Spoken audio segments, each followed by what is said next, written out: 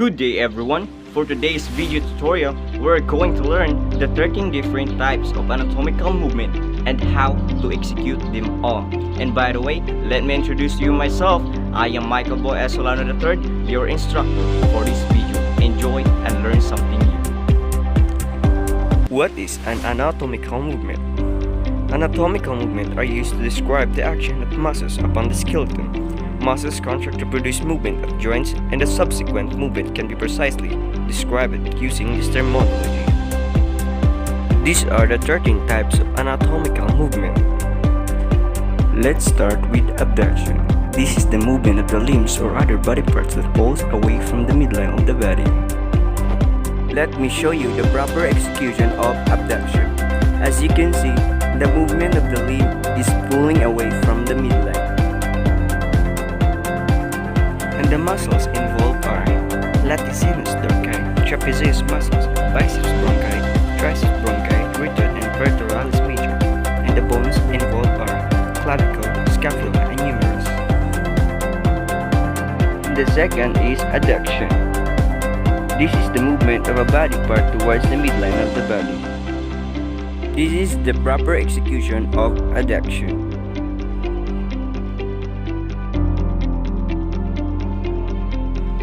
The muscles and bones that are involved in adduction is just the same with abduction. And the third one is angular motion and circumduction. Angular motion are produced when the angle between bones of a joint changes. They include flexion, extension, abduction, adduction, and circumduction.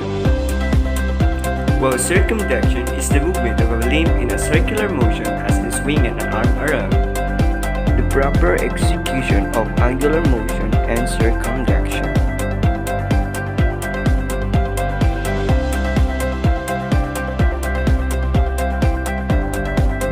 Muscles and bones involved are just the same with abduction and adduction, but has an additional muscle which is the exterior digitorum. And the fourth is dorsiflexion and plantar flexion. These terms are used to describe the movements of the ankle and foot. Dorsiflexion refers to the flexion of the ankle so that the foot points move superiorly, while plantar flexion refers to the extension of the ankle so that the foot points inferiorly. Proper execution.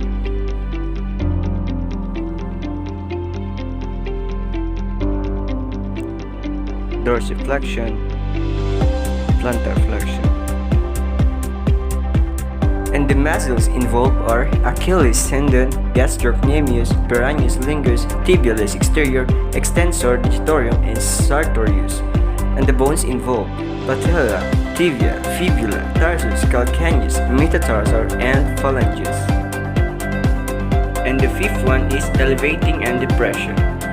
These are the movement when the structure moves in a superior or inferior. Proper execution, elevating and depression.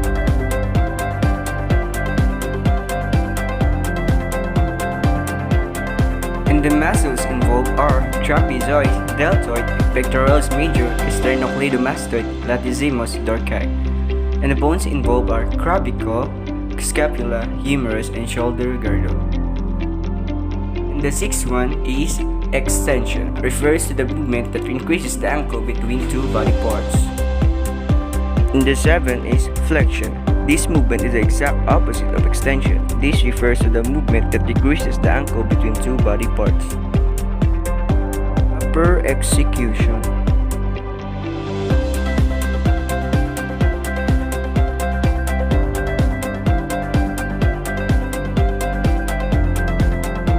Extension, flexion. The muscles involved are deltoid, pectoralis major, biceps and triceps bronchi, flexor and extensor carpi group, flexor extensor digitorum. And the bones involved are clavicle, ulna, radius, scapula, and humerus. The eighth movement is gliding. Refers to the movement where two opposing surfaces slide past from each other. This is the proper execution of gliding.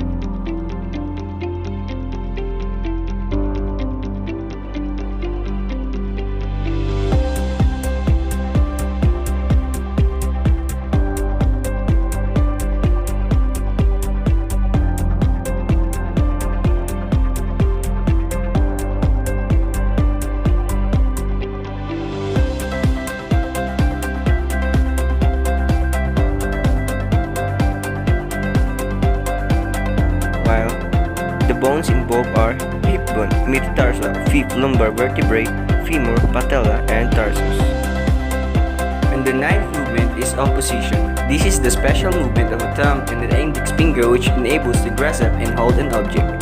Take note, opposition has an antagonistic movement which is the reposition. This is the proper execution of opposition and reposition.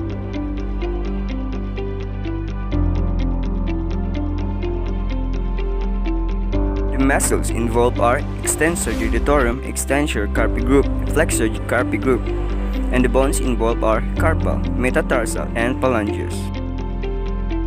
10th movement is pronation and supination, refers to the rotation of the end of the radius across the anterior surface of the ulna. The proper execution of supination and pronation.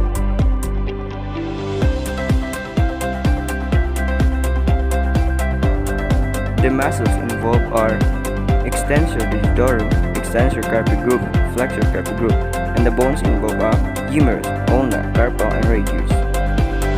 The 11th movement is protraction. Is a moving part of the body interiorly in the horizontal plane, as in jutting the face forward to gain a distance. 12 is retraction. Is a reverse movement of protraction, as in pulling the jaw back towards the spine. This is the proper execution. Protract and retract. The muscles involved are zygomaticus, masseter, orbicularis oris, sternocleidomastoid, trapezoid, and occipitalis. The bones involved mandible, maxilla, cervical vertebrae, and temporal bone. And lastly, the last movement is rotation. Involves turning the body or limb around the longitudinal axis, as in rotating the arm to screw in a light bulb. Proper execution of rotation.